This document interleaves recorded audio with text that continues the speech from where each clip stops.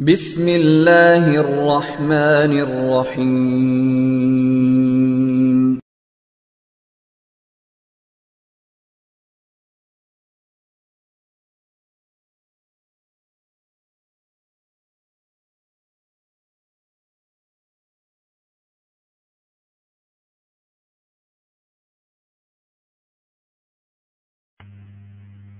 بسم اللہ الرحمن الرحیم۔ اللہم صلی علی محمد وعلی آل محمد وبارک وسلم۔ تفسیر القرآن میں کل جو ہم نے سبق شروع کیا تھا وہ یہ تھا کہ کسی بھی لفظ، کسی بھی اسم کے بارے میں یہ فیصلہ کیسے کیا جائے گا کہ اس کا تعلق مذکر سے ہے یا مؤنث سے ہے، وہ لفظ، وہ اسم مذکر ہے یا مؤنث ہے، فیمینن ہے۔ کل ہم پڑھ چکے کہ کچھ اسموں کے بارے میں یہ فیصلہ کرنا قطعاً مشکل نہیں ہے کہ ان کا تعلق مذکر سے ہے یا مؤنث سے۔ وہ کس قسم کے اسم ہوتے ہیں؟ جن لفظوں میں، جن اسموں میں نر اور مادے کا، جوڑے کا، میل اور فیمیل کا کانسیپٹ موجود ہوتا ہے۔ مثال کے طور پہ امن کا لفظ ماں کے لیے استعمال ہوتا ہے۔ اب انسانوں میں میل اور فیمیل کا کانسیپٹ ہے۔ امن کے مقابلے میں، ماں کے مقابلے میں ایک لفظ ایسا موجود ہے دنیا کی تمام زبانوں میں کہ جس کا تعلق کس سے ہے؟ میل سے۔ تو امن کے مقابلے میں ایک میل موجود ہے، کیا؟ ابن۔ اب کامن سینس کی روشنی میں ہر شخص بآسانی یہ فیصلہ کر سکتا ہے کہ امن اس لفظ کا تعلق مؤنث سے ہے، فیمینن سے، اور ابن کا تعلق کس سے ہے؟ مذکر سے۔ ابن مذکر ہے۔ اسی طرح اختن بہن، اخن بھائی۔ پھر سنیے، ایسے لفظوں میں، جن لفظوں میں نر اور مادے کا، میل اور فیمیل کا تصور موجود ہو، یہ پہچاننے میں کوئی دقت محسوس نہیں ہوتی ہے کہ کس لفظ کا تعلق مذکر سے ہے اور کس کا مؤنث سے۔ ساری دقت، ساری مشکل کہاں پیش آتی ہے؟ ان لفظوں میں، ان اسموں میں جن میں نر اور مادے کا، میل اور فیمیل کا کوئی تصور موجود نہیں ہوتا۔ کل ہم نے مثال دی تھی دیوار، اس کے مقابلے میں کوئی دیوارہ میل کے طور پہ موجود نہیں ہے۔ ان لفظوں میں کیسے فیصلہ کیا جائے گا کہ کس لفظ کا تعلق مذکر سے ہے اور کس کا مؤنث سے؟ عربی زبان میں ایک فارمولہ آپ کو دے دیا گیا ہے جس کی روشنی میں آپ بڑی آسانی سے فیصلہ کر سکتے ہیں کہ یہ لفظ جو ہمارے سامنے موجود ہے وہ مذکر ہے یا مؤنث ہے۔ دیکھیے، امن مؤنث ہے۔ کس وجہ سے؟ اس لیے کہ اس لفظ کا تعلق مادہ سے ہے، فیمیل سے ہے۔ اس لفظ کے مؤنث ہونے کا تعلق ایک ایسی حقیقت سے ہے جس کا دنیا کی کوئی بھی زبان انکار نہیں کر سکتی۔ ماں کے لیے استعمال ہونے والا لفظ دنیا کی ہر زبان میں کیا استعمال ہوگا؟ مؤنث، فیمینن۔ اس لیے اس مؤنث کو مؤنث حقیقی کہا جاتا ہے، ریئل فیمینن، کہ اس لفظ کے مؤنث ہونے کا تعلق ایک ایسی حقیقت سے ہے جس کو دنیا کی کوئی بھی زبان رد نہیں کر سکتی ہے۔ اس مؤنث کو کیا کہیں گے؟ مؤنث حقیقی۔ جو لفظ اس وجہ سے مؤنث ہو کہ اس کا تعلق فیمیل سے ہے، اس کو کیا کہیں گے؟ مؤنث حقیقی۔ لیکن یہاں مشکل پیش آئے گی، یہاں ایک مشکل پیش آئے گی۔ غرفتن کا لفظ بھی مؤنث ہے، اس کے مؤنث ہونے کی کیا دلیل ہے؟ کیا غرفتن کا لفظ اس لیے مؤنث ہے کہ اس کے مقابلے میں کوئی میل موجود ہے؟ نہیں. بے جان چیزوں میں نر اور مادے کا کوئی کانسیپٹ نہیں ہوتا. غرفتن کا لفظ بھی مؤنث ہے. وجہ کیا ہے؟ ایک فارمولہ ہے، یہ لفظ اس فارمولے پہ پورا اتر رہا ہے. اور وہ فارمولہ کیا ہے؟ جس اسم کے آخر میں گولتا ہوگی وہ مؤنث، جس کے آخر میں گولتا نہیں ہوگی وہ کیا ہوگا؟ مذکر. اب اس فارمولے کی روشنی میں کہ آخر میں گولتا ہے تو لفظ مؤنث، گولتا نہیں ہے تو مذکر، ہم بڑی آسانی سے فیصلہ کر سکتے ہیں کہ جدارن کا لفظ مذکر ہے، دیوار، اور غرفتن کا لفظ مؤنث ہے، کمرہ. چنانچہ یہ کہنا ہو کہ یہ دیوار ہے تو کیا کہیں گے؟ ھذا جدار. یہ کہنا ہو یہ کمرہ ہے تو کیا کہیں گے؟ ھذہ غرفتن. کل ہم بتا چکے ھذا استعمال ہوتا ہے مذکر کے لیے اور ھذہ مؤنث کے لیے. اب اس لفظ کو تو ہم نے مؤنث قرار دے دیا امن کو، جس کا ایک ریالٹی سے تعلق ہے، ایک حقیقت سے تعلق ہے. کامن سینس کی روشنی میں ہر شخص یہی فیصلہ کرے گا کہ یہ لفظ مؤنث ہے. غرفتن کو جو مؤنث قرار دیا گیا ہے وہ کامن سینس کی روشنی میں نہیں بلکہ وہ ایک فارمولے کی روشنی میں. فارمولہ کے لیے عربی زبان میں قیاس کا لفظ استعمال ہوتا ہے. قیاس. فارمولہ کیا ہے؟ ہر نشہ آور چیز حرام ہے. جو چیز بھی اس فارمولے پہ پوری اترے گی اس کو کیا کہا جائے گا؟ حرام. خواہ وہ شراب ہو، بھنگ ہو، چرس ہو، افیون ہو، ہیروئن ہو. اس کو کیا کہا جاتا ہے فقہ کی اصطلاح میں بھی؟ قیاس. ہر نشاور چیز حرام ہے، خواہ وہ انگوروں کی شراب ہو، خواہ وہ کھجوروں کی شراب ہو، خواہ وہ جو کی شراب ہو، خواہ وہ ہم نے کہا ہیروئن ہو، بھنگ چرس ہو. کوئی شخص یہ نہیں کہہ سکتا کہ ہیروئن کیسے حرام ہے، یہ تو نبی علیہ الصلوۃ والسلام کے دور میں تھی ہی نہیں، اس کو تو آپ نے حرام قرار ہی نہیں دیا. تو پھر کس روشنی میں اس کو حرام قرار دیا جائے گا؟ قیاس کی روشنی میں، فارمولے کی روشنی میں. غرفتن کا لفظ مؤنث ہے ایک فارمولے، ایک قیاس کی روشنی میں. اس کو کہیں گے مؤنث قیاسی.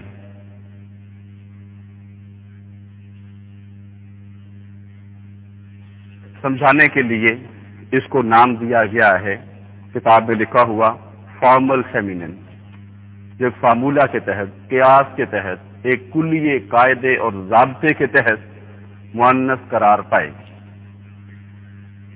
اب زبان پہلے مارد وجود میں آتی ہے، اس کے قواعد، اس کی گرامر بعد میں ترتیب دی جاتی ہے.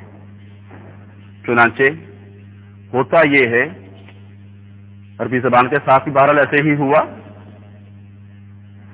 ہوتا یہ ہے کہ کچھ الفاظ کلیے قاعدے سے باہر رہ جاتے ہیں. مثال کے بغیر بات واضح نہیں ہوگی. دیکھیے یہ لفظ ہے ارزم، زمین. اس لفظ کے آخر میں گولتا نہیں ہے، لیکن کل بھی ہم نے کہا تھا، آپ یوں تصور کیجئے عربی گرامر ترتیب دینے والوں کا اجلاس ہو رہا ہے اور وہ یہ فیصلہ کر رہے ہیں کہ کون سا لفظ مذکر ہے اور کون سا لفظ قرآن مجید میں استعمال ہونے والا مؤنث ہے. ارزن کا لفظ ان کے سامنے آیا. انہوں نے دیکھا کہ اس لفظ کو قرآن مجید مؤنث سے استعمال کر رہا ہے، اور یہ بات ذہن میں رہے کہ قرآن مجید نے کوئی نئی گرامر، کوئی نئے حروف، نئے الفاظ، نئے قواعد، نئے کلیے ضابطے زبان کے ایجاد نہیں کیے. جو گرامر، جو حروف، جو الفاظ عرب استعمال کرتے تھے وہی استعمال کیے. کیوں؟ تاکہ کسی کے پاس یہ عذر نہ رہے کہ ہم بھی قرآن مجید جیسی کتاب بنا سکتے تھے، لیکن اس میں جو حروف، جو الفاظ، جو گرامر، جو قاعدے استعمال ہوئے ہیں وہ ہمارے پاس نہیں ہیں. کہنے والا کہہ سکتا تھا کہ وہ حروف ہی ہمارے پاس نہیں ہیں جو قرآن مجید کے ہیں، جو قرآن مجید میں استعمال ہوئے ہیں، ورنہ ہم بھی اس جیسی کتاب بنا سکتے تھے.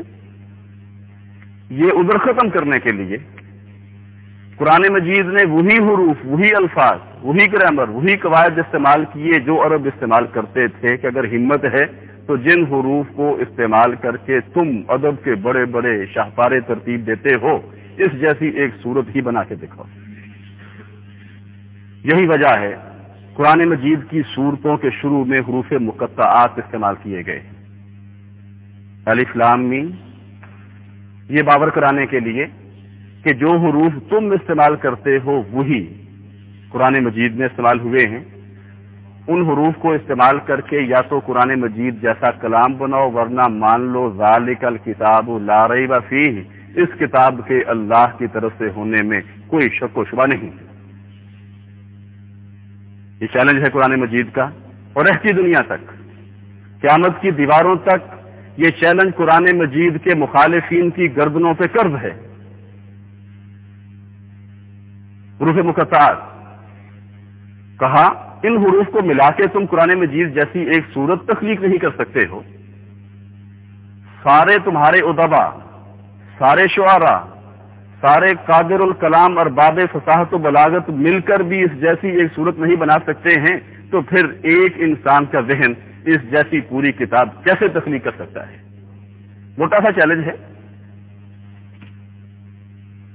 اس لیے قرآن مجید نے کوئی نئے حروف، نئے الفاظ، نئی گرامر ایجاد نہیں.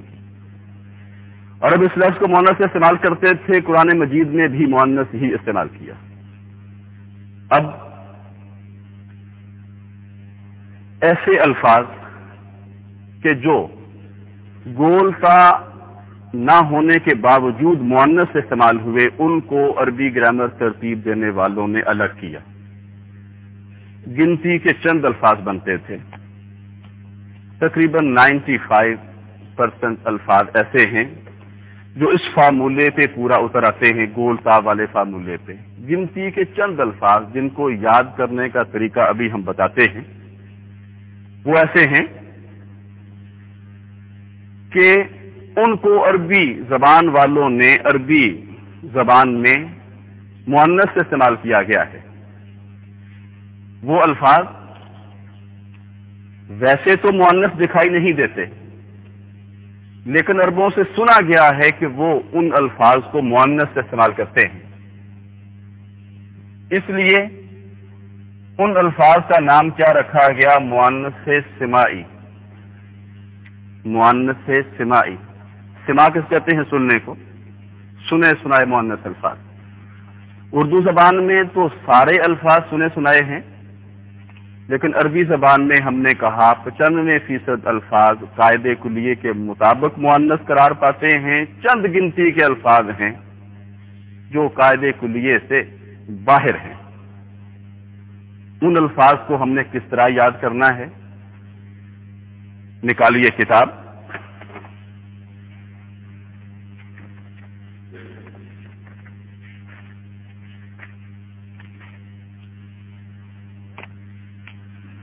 باقی تو ابھی ہم بعد میں پڑھتے ہیں. درمیان سے نکالیے مؤنث سماعی، جہاں لکھا ہوا ہے ایکسیپشنل فیمینن، جو کلیے قاعدے سے باہر رہ گئے. چند الفاظ ایسے ہیں جن کے آخر میں گولتا نہیں آتی، اس کے باوجود وہ مؤنث سے استعمال ہوئے ہیں، یا اس کے باوجود وہ مؤنث سے استعمال ہوتے ہیں. انہیں کیا کہا جاتا ہے؟ مؤنث سماعی. ابھی ہم نے کہا سماع کس کو کہتے ہیں؟ سننے کو. بدقسمتی سے ہمارے ہاں بھی جس مجلس میں، جس محفل میں قرآن اور حدیث کے علاوہ کچھ اور سنا جاتا ہو، اسے کیا کہتے ہیں؟ محفل سماع، سننا. انہیں کیا کہا جاتا ہے؟ مؤنث استماعی. سنے مؤنث الفاظ، یعنی قاعدے کے مطابق تو وہ مؤنث نہیں ہیں، لیکن اہل زبان کو انہیں مؤنث استعمال کرتے ہوئے سنا گیا ہے. وہ گنتی کے چند الفاظ ہیں. پہلے ان الفاظ کا ترجمہ سن لیجئے، پھر ہم ایک حکایت کی شکل میں ان الفاظ کو ذہن نشین کرنے کا ہم آپ کو طریقہ بتاتے ہیں. سماء آسمان، حرب جنگ، شمس سورج، نار آگ، نفس پرسن وجود کوئی شخص، اسن لاٹھی، سبیل راستہ، ریح تیز ہوا، ارض زمین، دار گھر، بئر کنواں، دلو ڈول، خمر شراب، کأس گلاس، جہنم جہنم، رؤیا خواب. اب ایک سٹوری سنیے جو فرضی ہے. یوں تصور کیجئے کہ سماء ہے آسمان. اب الفاظ کی ترتیب کو سامنے رکھیے. سماء ہے آسمان، وہاں ہوئی ہے حرب جنگ، زوردار دھماکے ہوئے. جس طرح قرآن پاک کہتا ہے کہ جس طرح ہم کائنات کو ختم کریں گے اسی طرح کائنات کا ہم نے آغاز کیا تھا. ختم کیسے کریں گے؟ سور میں پھونک کے. بگ بینگ کو قرآن مجید نفخ فی الصور، نفخ فی الصور سے تعبیر کرتا ہے. زوردار دھماکے ہوئے، کائنات کا آغاز ہوا اور اسی طرح کائنات کا اختتام ہوگا. سماء آسمان، اس میں حربن ہوئی ہے، بگ بینگ ہوا. اس کے نتیجے میں معرض وجود میں آیا شمسن سورج. شمسن سے نکلی نارن یعنی آگ. وہاں تھا ایک نفسن پرسن، وہ گھبرا کے بھاگا. اس نے اپنی اسن یعنی لاٹھی اٹھائی. سبیلن یعنی راستے پہ چلا. ریحن تیز ہوا اسے لے کر آئی. ارضن زمین پر، ارضن یعنی زمین میں ہے ایک دارن یعنی گھر. اس میں ہے بئرن ایک کنواں. اس میں دلون یعنی ڈول ڈالا. اندر سے نکلی خمرن شراب. اس کو ڈالا کاسن یعنی گلاس میں، پیا. اور آگے کیا تھی؟ جہنم جہنم. اور یہ سب کچھ کیا ہے؟ رؤیا ایک خواب. پھر دیکھنے والے کی آنکھ کھل گئی. اس حکایت کو ایک دفعہ پھر سن لیجئے. یوں یہ الفاظ آپ کے ذہن نشین ہو جائیں گے. ہم نے کہا تصور کیجئے سماء ہے آسمان، وہاں ہوئی ہے حرب جنگ، زوردار دھماکے ہوئے. اس کے نتیجہ میں مارد وجود میں آیا شمس سورج. اس سے نکلی نار آگ. وہاں تھا ایک نفس پرسن تھا، وجود تھا. گھبرا کے بھاگا. اس نے اسن اپنی لاٹھی اٹھائی. سبیل راستے پہ چلا. ریحن تیز ہوا اسے لے کر آئی. ارض زمین پہ، وہاں ہے ایک دارن گھر. اس میں ہے ایک بئرن کنواں. اس میں دلون یعنی ڈول ڈالا. اندر سے نکلی خمرن یعنی شراب. اس کو ڈالا کاسن یعنی گلاس میں، پیا. آگے کیا تھی؟ جہنم جہنم. اور یہ سب کچھ کیا ہے؟ ایک رؤیا ہے، خواب ہے، فرضی حکایت ہے. مجھ سے حوالہ مت مانگیے. ان الفاظ کو کیا کہا جاتا ہے کہ ان کا تعلق کس سے ہے؟ مؤنث سماعی سے. کسی لفظ کے آخر میں آپ کو گول تا نظر نہیں آ رہی ہے، اس کے باوجود یہ الفاظ کیا استعمال ہوتے ہیں؟ مؤنث. سنے سنائے مؤنث الفاظ، یہی گنتی کے چند الفاظ ہیں. قرآن مجید سے انہیں نکالا گیا. عربی گرامر ترتیب دینے والوں نے انہیں نکالا. پھر سن لیجئے. بعض مؤنث سے تعلق رکھنے والے الفاظ ایسے ہوتے ہیں جن کو مؤنث اس لیے کہا جاتا ہے کہ ان کا تعلق فیمیل سے ہوتا ہے. ان لفظوں کے مؤنث ہونے کا ایک ایسی حقیقت سے تعلق ہے کہ جس کا دنیا کی کوئی زبان انکار نہیں کر سکتی. ماں، اختن بہن، امرأتن عورت، بنتن لڑکی، امتن پھوپھی وغیرہ. اس قسم کی مؤنث کو کیا کہتے ہیں؟ مؤنث حقیقی، ریئل فیمینن. کچھ لفظوں کے مؤنث ہونے کا تعلق ایک فارمولے سے ہوتا ہے، ایک قیاس سے ہوتا ہے. وہ فارمولا، وہ قیاس کیا ہے کہ لفظ کے آخر میں بولتا ہے تو وہ اسم کیا ہوگا؟ مؤنث. اس قسم کی مؤنث کو کیا کہتے ہیں؟ مؤنث قیاسی، فارمل فیمینن. بعض الفاظ بظاہر تو مذکر لگتے ہیں لیکن وہ استعمال کیا ہوتے ہیں؟ مؤنث.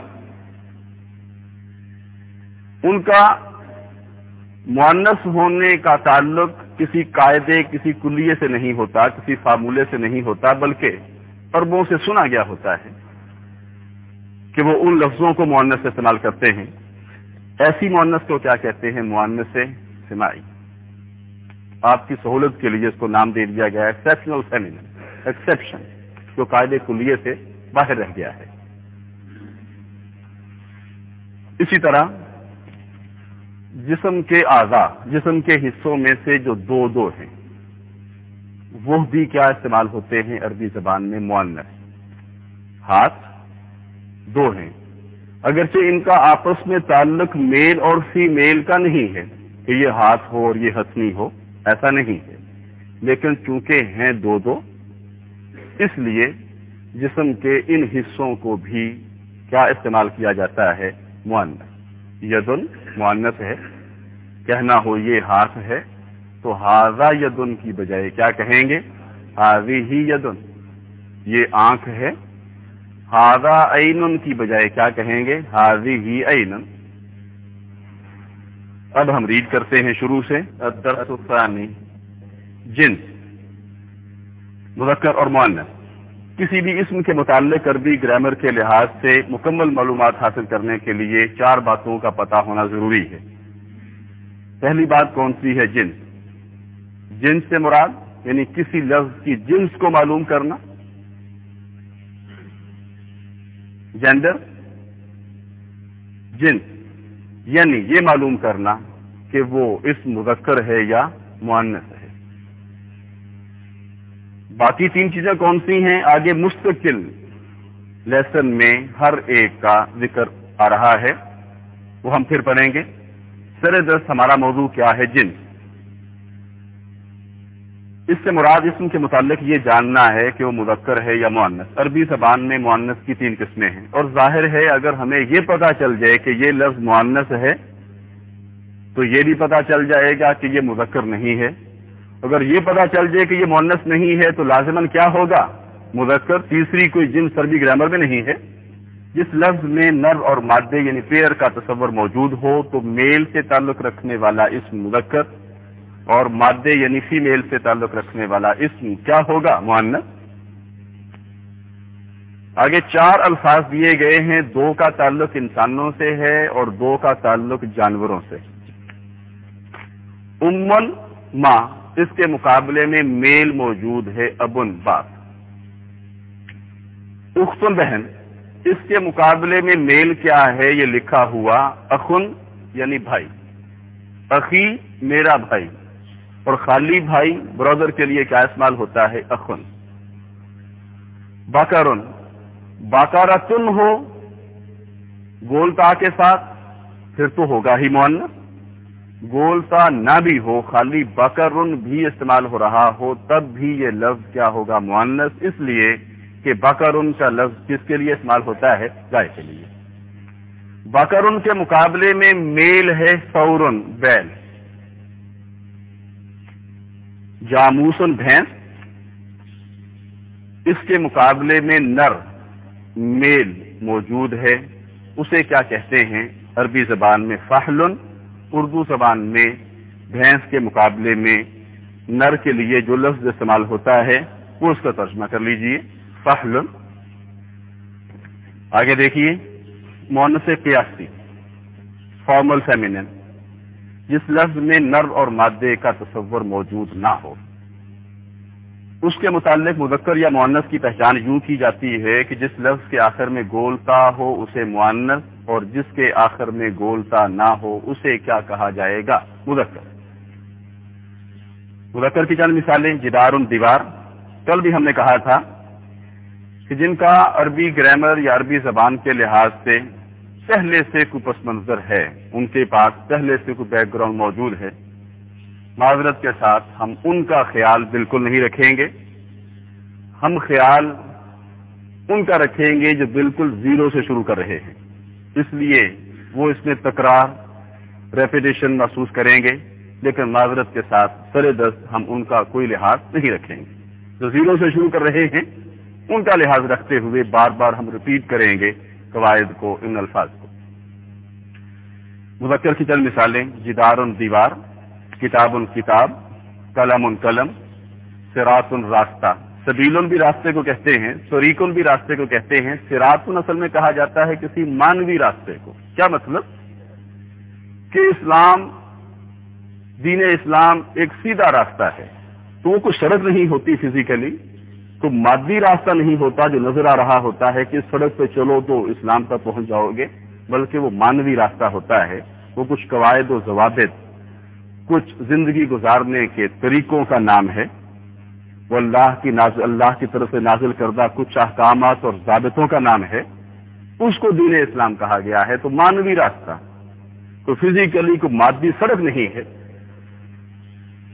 مسجد المسجد، بیت گھر، کرسی کرسی، نہر نہر. مؤنث کی چند مثالیں: ساعت گھڑی، مروحت پنکھا، شجرت درخت، جنت باغ، آیت نشانی. مؤنث سماعی سنے سنائے، اس کو انگلش میں ہم نے کہا ہے ایکسیپشنل فیمینن، جو کلیے قاعدے سے باہر رہ گئے ہوں.